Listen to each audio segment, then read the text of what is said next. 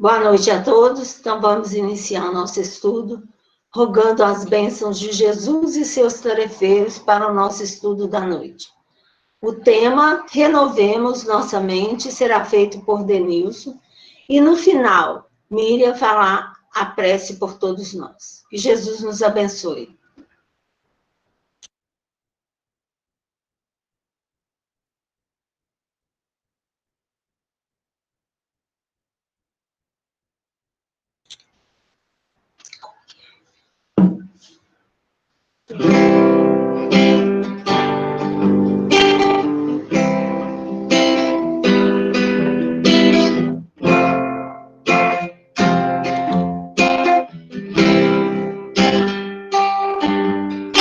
Jesus, no silêncio da prece, teus irmãos a ti pedem paz, para aliviar um pouco as aflições. Senhor, enxugai nosso pranto, precisamos do teu amor e sentir tua presença envolver nossos corações. Por isso, vem, Jesus.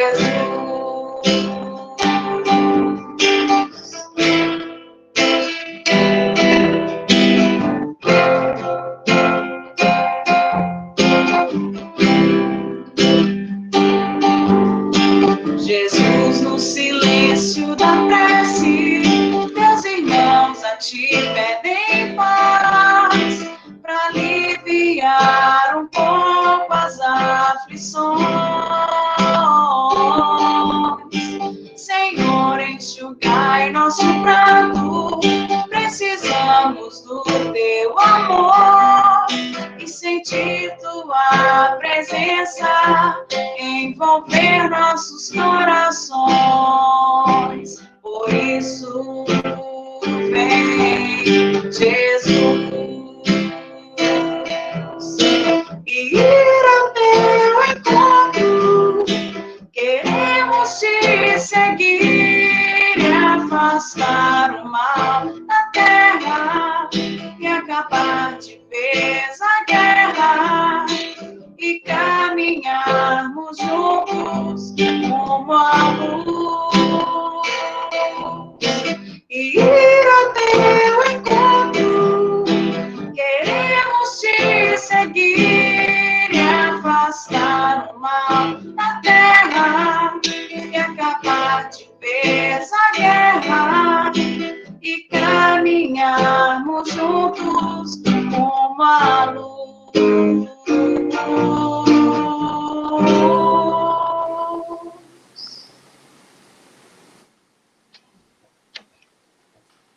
Boa noite a todos. Mais uma vez a gente agradece aí a nossa casa e hoje ficou incumbido a mim o tema da noite de hoje. Então, antes a gente vai rogar ao nosso Pai Maior, a Jesus, nosso Mestre amado, as bênçãos necessárias para o dia de hoje, para que possamos abrir a nossa mente, o nosso coração, a recebermos os ensinamentos e também o auxílio do alto, por acréscimo de misericórdia a todos nós aqui sintonizados com essa reunião. Que a paz esteja conosco, hoje, agora e por todo sempre. Bom, então o tema da noite de hoje vai ser Renovemos Nossa Mente. E eu fiquei muito feliz, né, porque cada oportunidade que a gente tem de estudo é um momento para a gente rever realmente os nossos conceitos e adentrar dentro de nós para perceber aquilo que está errado, aquele conceito que ainda não foi trabalhado, para que a gente possa prestar um pouco mais de atenção dentro da nossa vida, né? E esse tema, ele está inserido, né, é uma extração, né, de um dos versículos da carta de Paulo aos Romanos, capítulo 2, que fala para a gente assim: transformai-vos pela renovação de vossa mente, para que proveis qual é a boa, agradável e perfeita vontade de Deus. Então, essa citação, ela é muito importante para a gente, porque Paulo ele é muito direto, né, diante daquilo que ele já percebia de Jesus, daquela incumbência que ele recebeu de Jesus para trazer para o nosso cotidiano. Né? E essa extração dessa citação que fala de transformação. E quando a gente percebe falando de transformação, a gente remete ao livro dos Espíritos, sabendo que é uma lei de Deus, a lei de transformação. Né? Então a gente cotidianamente tem que perceber e buscar essa transformação dentro de nós. E ele fala renovar, transformar, ou seja, para melhor. Né? Toda renovação ela deve ser encarada para melhor. E a nossa mente, né? Ou seja, a gente tem que constantemente ir tirando aquela substância que ainda está impregnada, vamos falar assim, né? Como se fosse a água com barro, né? A gente tem que tirar a sujeira da água para que a nossa água que estamos colocando seja mais cristalina. Né? E aí, nessa busca de trazer o tema da noite de hoje, a gente primeiro, no meu entendimento, eu fui procurar o que vem a ser o conceito mente, porque quando a gente fala mente, a gente tem que entender e saber que não é somente o nosso cérebro, né? E isso Emmanuel fala para a gente, que dentro do livro Pensamento e Vida, lá no capítulo 1, Espelho da Vida, que é o primeiro capítulo inicial do livro, e a gente já se depara com um pouco na sua introdução, né, no prefácio do livro, que Emmanuel fala que esse livro é uma cartilha do plano espiritual para quem vai reencarnar. Então, olha que importante é isso que ele está falando. Então, quando a gente vai preparar a nossa reencarnação, para alguns espíritos já lúcidos no plano espiritual da sua reencarnação, é trazida essa cartilha. Né? E o que ele fala para a gente sobre o conceito de mente? Né? E aí a gente vê a grandiosidade que é o conceito, que Emmanuel fala, a mente é o espelho da vida em toda parte. Definindo-a por espelho da vida, reconhecemos que o coração lhe é a face e que o cérebro é o centro de suas ondulações, gerando a força do pensamento que tudo move, criando e transformando, destruindo e refazendo para acrisolar e sublimar. Então, se a gente pegar somente esse conceito, a gente ficaria toda a nossa explanação falando sobre tudo que está aí nesses dois trechos que eu tirei da lição O Espelho da Vida. Então, o que ele fala? Que a mente é o nosso espelho, ou seja, em qualquer lugar que a gente vai refletir o que está dentro de nós. Né? Porque o espelho, ele simplesmente reflete aquilo que está sendo projetado. Né? Se a gente chega de frente ao espelho, nós vemos como nós estamos, com a roupa que nós estamos, né? Se o cabelo está esgandalhado, né? Como eu não tenho cabelo, eu não posso dar esse exemplo, né?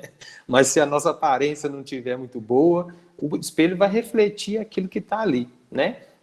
E quando ele fala isso, o conceito maior desses dois trechos é que ele fala para a gente que quando ele fala, né, quando ele define que o espelho, né, que a nossa mente é o espelho da vida, ele reconhece o coração sendo a face. Então, quando a gente vê, né, essa expressão sendo a face, a gente vê que é a nossa cara, ou seja, aquilo que está à frente de nós. Porque quando a gente olha na pessoa, a primeira coisa que a gente reconhece é o quê? É o rosto, a nossa face. Né? E o cérebro é o centro das suas ondulações. Então, esse conceito inverte o nosso pensamento, porque quando a gente fala mente, a gente acha que a nossa mente é o cérebro. Né? O cérebro é somente o processador daquilo que a gente sente. E o que a gente sente está onde? No nosso coração. Então isso é muito importante a gente entender, porque tudo aquilo que a gente, né, é de verdade, ele está dentro de nós, do nosso coração, e não no nosso cérebro. Seja ele físico ou espiritual. Né? Então a primeira coisa, mais importante de tudo, é saber que aquela fala de Paulo, né, onde está o teu tesouro, está o teu coração, é perfeita, né, porque o coração aí é a parte mais importante, que é o sentimento. E aí a gente vai trazer também, lembrando o livro Jesus no Lar, de Lúcio, quando a gente vê a fala de Jesus falando que o amor e a sabedoria são as duas asas que vai nos levar a Deus, ou seja, a nossa perfeição, né? Então, ou seja, o amor e a sabedoria, a gente imagina, né, a gente, né, em equilíbrio, né, para a gente chegar até a Deus, mas o que Jesus completa? Mas aquele que ama está à frente daquele que sabe, ou seja, o amor é preponderante à sabedoria, né? Então, aqui falando mais uma vez, vindo de encontro à fala de Emmanuel, porque o coração está à frente de nós, dos nossos sentimentos, para que o nosso processamento, né, de saber o que é certo, o que é errado, né, que o nosso pensamento vai agir, né, vai sentir, ou seja, tudo processado no cérebro, mas quem manda e quem comanda, né, externar aquilo é o nosso coração. Então é muito importante esse conceito. E a partir desse conceito, a gente vê, né, que todo versículo importante, né, do Novo Testamento foi comentado por Emmanuel, né, nas obras todas subsidiárias de Francisco Cândido Xavier, que são inúmeras, né? E mais especificamente no livro Fonte Viva, na lição 107, Renovemo-nos dia a dia. Emmanuel traz a explicação, traz um olhar diante desse versículo que está na Carta aos Romanos de Paulo, né, nesse versículo que a gente leu, e eu trouxe para a gente comentar um pouco, né, aquilo que ele trouxe para a gente de ideia. Então, o que ele fala?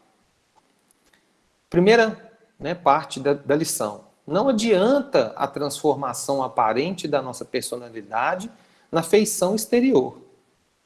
Mais títulos, mais recursos financeiros, mais possibilidades de conforto e maiores considerações sociais podem ser simples agravo de responsabilidade. Renovemo-nos por dentro. Então ele já inicia a lição falando para a gente que todas essas práticas exteriores, tudo aquilo que a gente traz de busca, ou seja, aquilo que a gente coloca mais importância na busca material, muitas vezes traz responsabilidades que não são aquelas responsabilidades que nos levarão a Deus, né? Ou seja, se eu estou inserido num contexto de que dentro daquilo que eu estou buscando, eu vou atrelar o meu crescimento espiritual, tá legal, tá ótimo, né? Ou seja, todo trabalho útil, né? Todo trabalho que é útil, eu estou procurando e estou buscando, né? Até instintivamente, o meu crescimento espiritual, o meu crescimento moral, né? Agora, aquele trabalho que não é útil, né, aquilo que não vai trazer nenhum resultado positivo de experiência para mim, ou seja, ele está trazendo mais responsabilidades que não estavam, às vezes, programadas para mim, que vão me atrapalhar o meu crescimento moral. Então, isso é muito importante. Então, quando a gente inverte esse polo, eu preocupo mais financeiramente, com mais possibilidades de ganho, de fama, de status, né? Eu estou, o quê? Sobrepondo a minha elevação espiritual, porque isso é transitório, né? Isso é passageiro, né? Então, Emmanuel, ele nos traz esse alerta, né? Na verdade, ele não está aqui falando para a gente não preocupar, não, porque é o que está no mundo, é para a gente usufruir, mas não colocar acima das coisas espirituais, né? E aí, o que ele fala para a gente? Uma recomendação: renovemo-nos por dentro, porque é o mais importante. Eu não vou levar comigo, né, no meu desencarne, quando eu me deparar comigo mesmo, o meu dinheiro, o meu carro, o meu status social.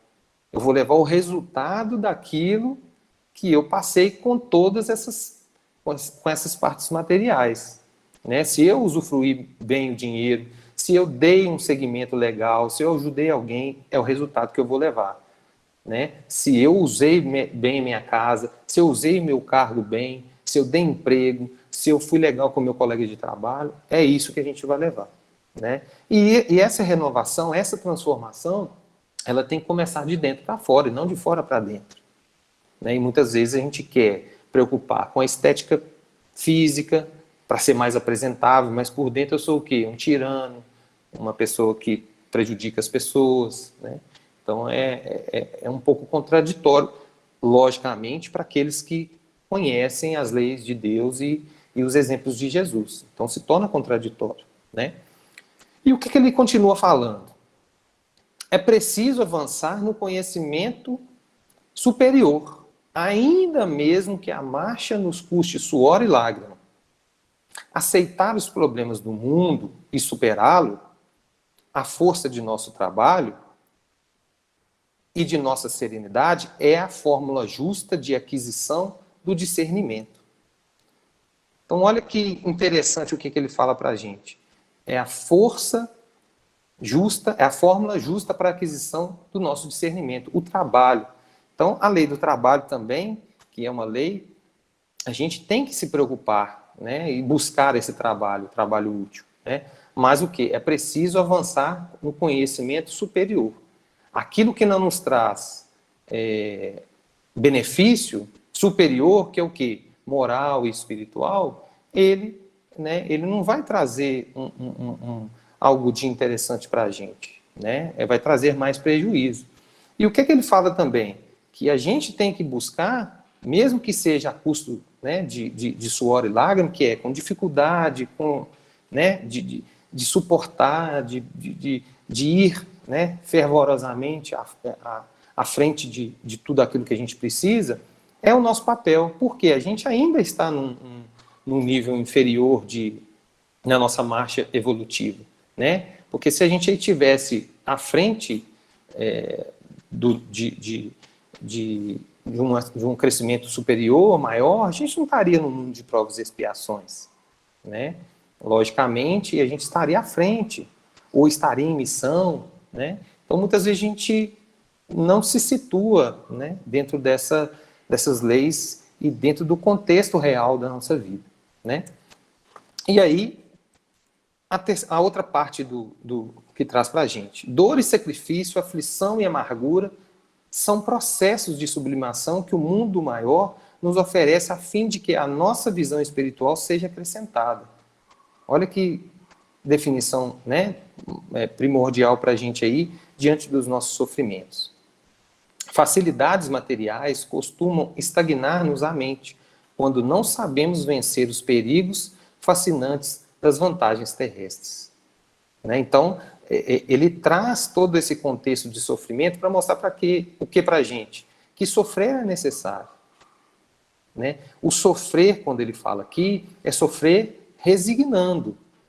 Não é sofrer sendo o coitadinho, né? Trazendo para o lado que eu não fiz isso, eu não mereço isso, né? E estou passando injustamente. Né? Se a gente for encarar o sofrimento dessa forma, levando para a nossa vida dessa forma, realmente a gente não vai ser merecedor, né, desse reconhecimento e trazer para a gente o resultado, né, necessário para a nossa sublimação, para a nossa transformação. Então, ele fala que todas as vezes que a gente sofre, na maioria delas é para a nossa renovação, é uma oportunidade que Deus está nos dando para a renovação, porque muitas vezes se deixar por nossa conta, né, nós não vamos procurar as nossas responsabilidades, né, e aí a gente vai fazer igual a música do Zeca Pagodinho, a gente vai deixar a vida nos levar, e não é isso que Deus nos quer de nós, né, não é isso que a doutrina espírita recomenda, ela nos coloca e nos dá subsídios para reconhecer que nós é que temos que buscar a nossa transformação. Né? Então, muitas vezes a gente deixa esses passos para outro momento e etc. E a gente perde as oportunidades que a vida está nos dando hoje. Né? Isso é muito importante a gente reconhecer. Né?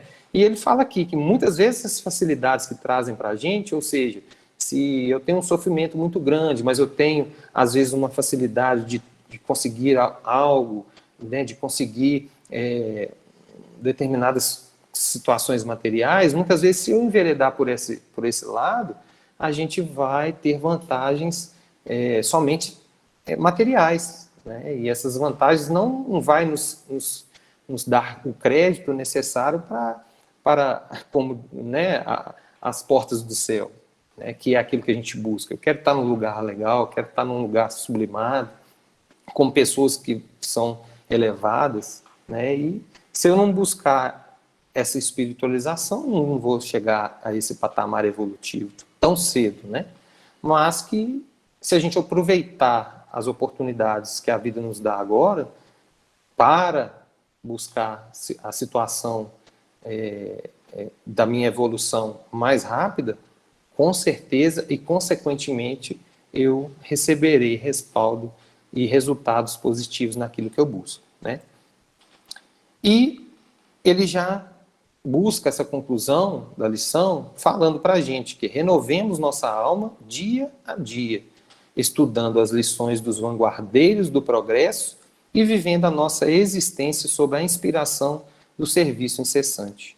Então, mais uma vez, é uma recomendação, né, que ele traz para a gente. Renovemos a nossa alma dia a dia. Então, o nosso dia, ele deve ser e devemos buscar as oportunidades que a vida nos oferece, principalmente com as ferramentas que a vida nos oferece. E a gente tem uma ferramenta primordial nos tempos de hoje, que é a doutrina espírita, e muitas vezes não usamos, né? Ou somente usamos para a nossa sabedoria, somente buscando conhecimento, mas não praticamos, né, esse conhecimento. Muitas vezes a gente só busca o lado intelectual da doutrina espírita, mas o lado prático fica, né, ali adormecido, né? E aqui a gente vê que a gente vai processar no nosso cérebro, né, mas não vai sentir, né? Ou seja, esse processo de buscar o conhecimento e somente conhecer vai ficar somente no nosso pensamento, né? Porque a prática é a ação, né, daquilo que a gente conhece. Então, muitas vezes a gente vai desencarnar somente com a teoria e a prática zero, né? E isso não vai nos credenciar. E ele nos alerta, né, que, logicamente, Deus nos manda vários espíritos que já estão numa condição superior à nossa, e a gente tem que se espelhar nesses espíritos, né? E quais esses espíritos? Todos aqueles que a gente costuma falar, né, daqueles que foram mais próximos de nós. E a gente tem o maior vanguardeiro de todos, que é Jesus, né? E ele mostrou para a gente, né, no período em que encarnou, como é viver intensamente as lições de Deus, né, as leis de Deus. Então ele exemplificou incessantemente, em todos os instantes, mesmo, né, antes do seu iniciar da pregação do Evangelho, na carpintaria com seu pai, ele já demonstrava e já dava lições, né? Não são relatadas muitas, né, nos Evangelhos, mas a gente sabe de algumas, né? Então, desde cedo ele já trazia, né, e já se expressava e já doava para a humanidade a sua grandeza, né? Então, incessantemente, ele exemplificava, né?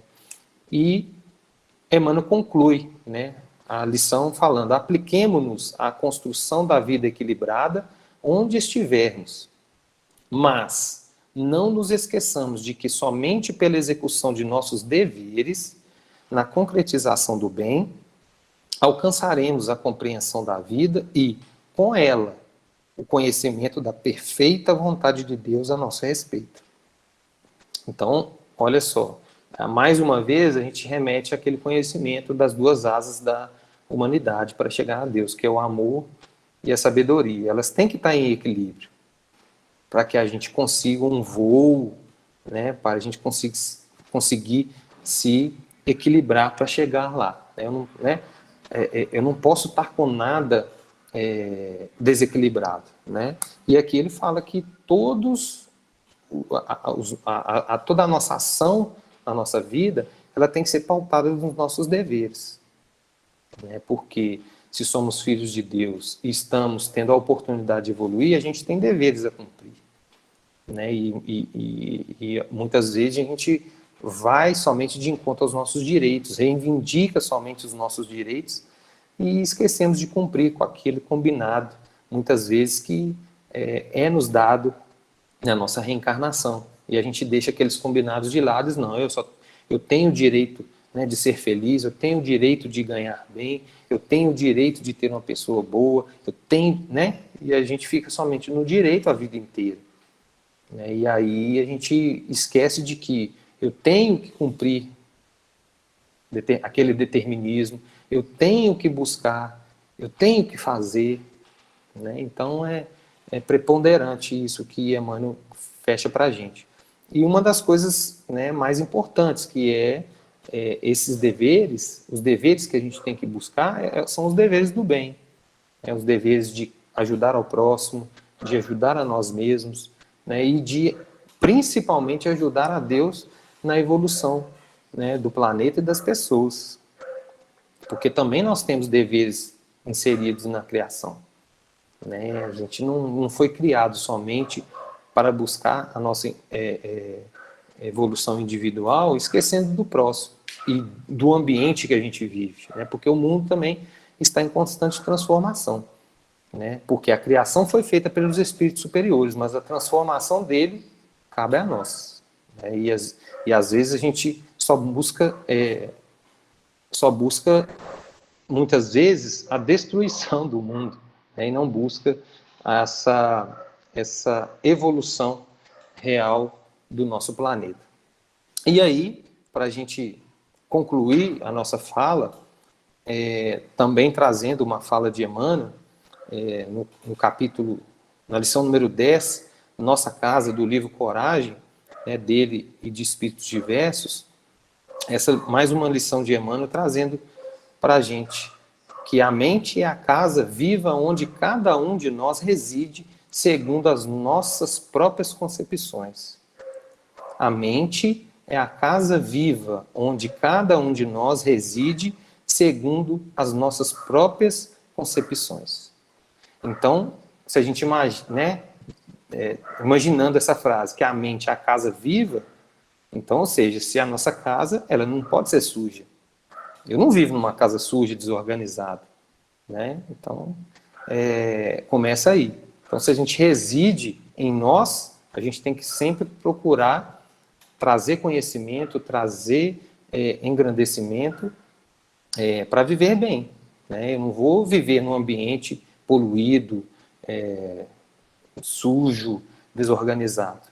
Né? Se a gente procura ainda viver numa casa dessa forma, é porque a gente não está ainda buscando essa evolução espiritual.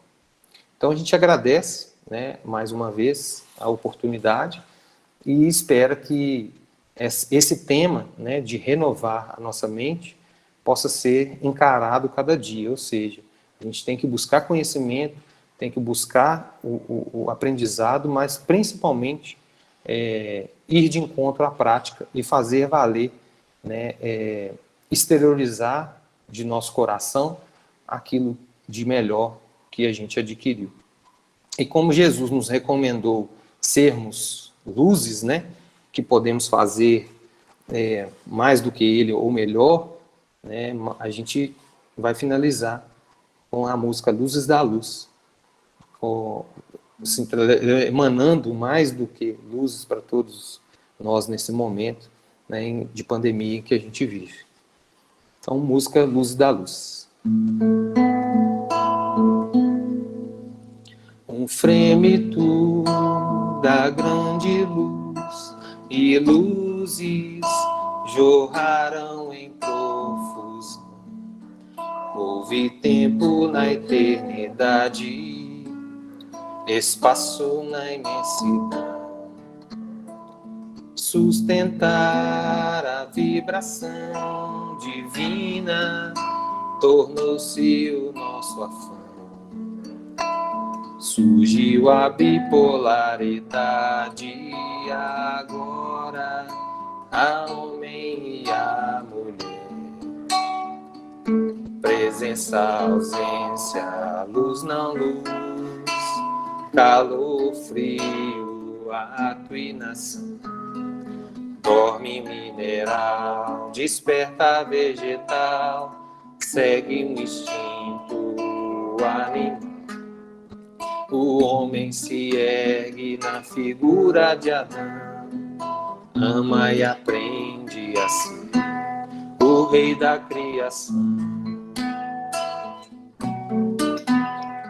Queremos voltar a ti, ó Pai. As luzes querem, anseiam a mão-luz. Luzes perdidas a serenai, eis o roteiro, segue Jesus. A luz da luz, a luz das luzes, luzes da luz, segue Jesus. A luz da luz, a luz das luzes, luzes da luz, segue Jesus. Agora está aberto, falei. Denilson, boa noite, foi lindíssima a sua palestra. Ô Miriam, faz a prece para nós, por favor.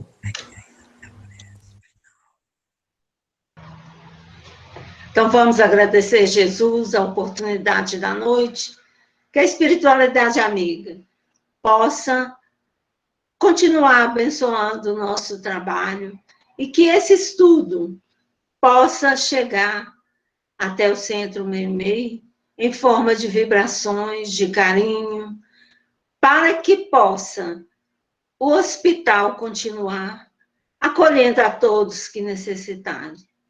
Lembramos nesse instante da nossa companheira Dona Ila, que ela possa receber da espiritualidade amiga toda a assistência necessária e que possa, Senhor, estender as bênçãos de Jesus para o nosso orbe terrestre e para todos nós, carentes das tuas bênçãos. Se conosco, Senhor, nos ampare e nos proteja sempre. Que assim seja.